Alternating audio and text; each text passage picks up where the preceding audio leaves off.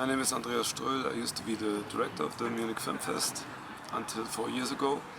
Now I'm with the Goethe Institute, the German cultural center abroad, and I'm the director of a thing we've never done before. It's called a Cultural Symposium in Weimar.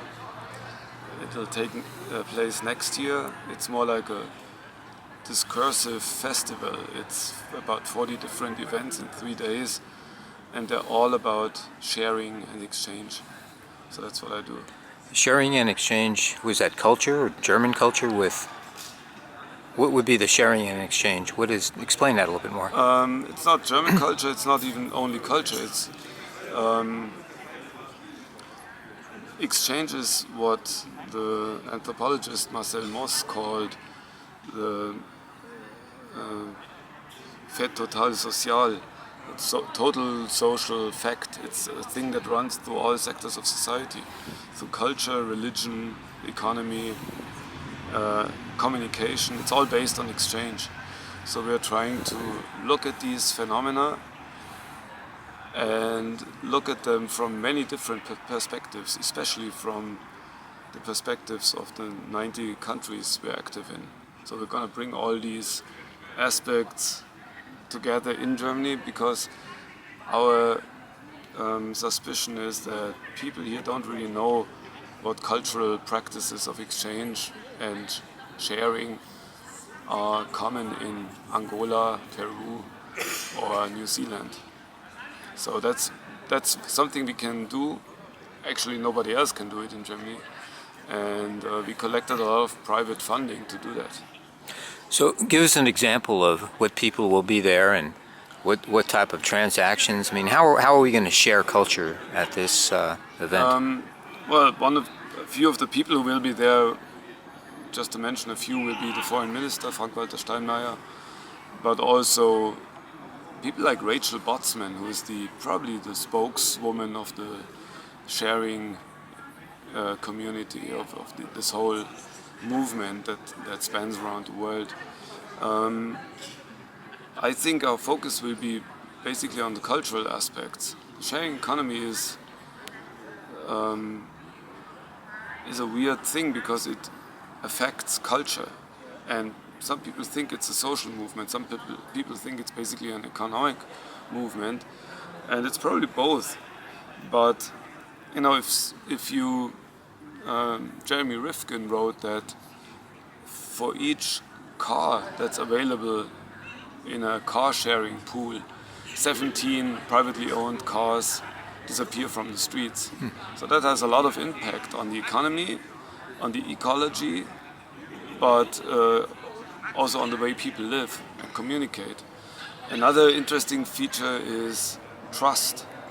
Why do people trust other people in much different ways on the internet than they do in real life? It's a very strange phenomenon. And why do they trust people more on the internet? We don't know. I mean, there's a lot of research done on that. It's probably many popular cultural developments started with the impetus of social revolutions like punk or the hippie movement. And later on it became clear that a lot of people made a lot of money on that. And there's probably something of that too. You know, is Mark Zuckerberg, is he simply one of the richest entrepreneurs in the world, or is he actually trying to improve the world? We don't know that. So that's the whole issue. And trust is probably related to a certain atmosphere. People would never step into somebody else's car at night, but if they are on the same social medium, they do that. And in a way it works. People trust each other. You know, there's this website Couchsurfing. A lot of people who do that say it's not so much about sharing a sofa. It's actually developing. It's developing relationships, and that's probably what it's about. And so you have this whole spectrum of human behavior, but it's now all digitized, and you can see how people have difficulties getting along with that new world. There's this brilliant social scientist, Ute Frevert in Berlin, who's done a lot of research into trust, why people trust other people and how and why not on the internet. It's a very difficult question. We could almost go to the issue that we trust corporations on the internet too. We trust Google. No, we don't. Nobody trusts Google. Well, we trust them to the extent that we use all their services, and we don't opt out, so to speak. I mean, I think almost nobody trusts them, and they're all aware it's part of they're basically the Secret Service with private interests. So nobody trusts them, but people are too lazy. Until now, they're too lazy not to use them. But I think that'll change. I don't think they have a great future. That's interesting. I haven't heard that too often. Why do you think it will change? How do you think we're going to change these corporations that are... Well, if you look around, these people here, if they had a chance not to use Google, Facebook, or Microsoft, they would. There's just no alternative at the moment. But I'm pretty sure, I don't think Facebook has a great future anymore. I think that's over. I'm very happy about it. I hope all these giants will go down. What is Europe doing about those issues? Because, Google search, for example, is the predominant. Europe is doing nothing because Europe as a whole cannot really act as a whole. That's obvious. Look at all the crises in Europe. Look at Greece. It's not obvious. That's what Europe's all about. It's the European Union. But it doesn't work. I think it doesn't work. But that would be one of the main things to develop. If you pay taxes for television, in Germany you pay taxes for public television. Why don't you do the same thing with internet? I would trust the state more than a private company, because I'm the state. I elect its representatives. I don't elect the representatives of Siemens, Google, or Facebook. I have no influence on what they do. The conference is not so much aiming at an immediate changing of the world. It's more like we want to see what ideas there are, because, as I said before, we don't know. There are very, very traditional ways of exchange and sharing, like the potlatch in Northern America, or the kula ring exchange in Polynesia, or the Oswald G. Andrade in Brazil wrote a manifesto about cannibalism, which is also a special form of exchange. And I think we can draw a lot of new ideas. We just have to bring them to a new level. If these ideas are brought together on one platform from all over the world, and definitely the digital media will play a very important role in that. If we can come up with one good new idea, that's probably worth the whole trouble. Talk about digital media and how it fits into all this here. Well, I think some people think digital media are the engine of this movement, sharing economy. I don't really believe that is true, because before car sharing is older than digital media. For instance, I used to go to an agency when I was traveling between Prague and Munich, and they would tell me, yes, there's somebody going on that day. Here's their telephone number.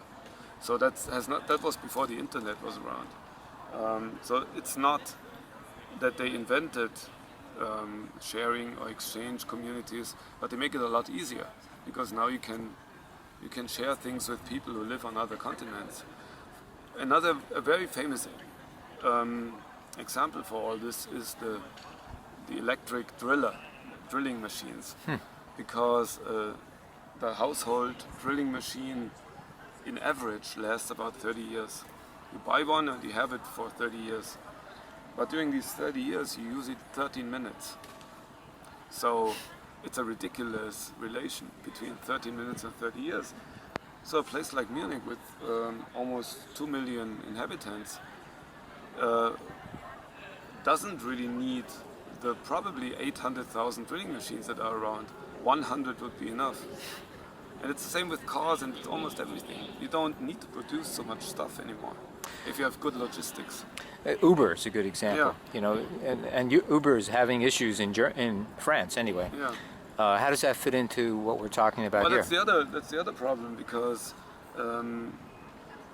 the sharing economy tends to present itself as not being an economy at all, and then they avoid paying taxes and insurance. That's not the idea.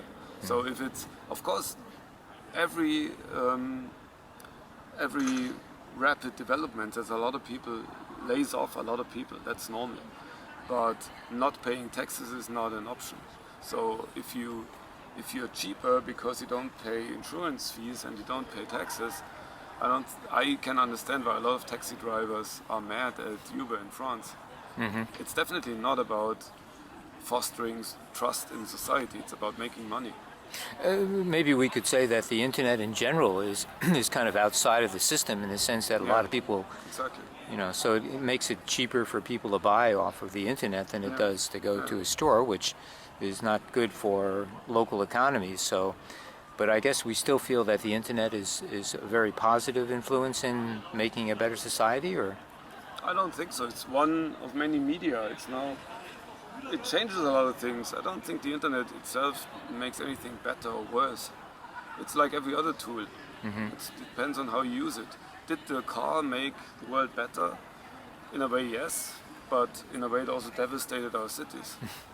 I don't know. I don't think it has any moral value in itself. It all depends on how you use it.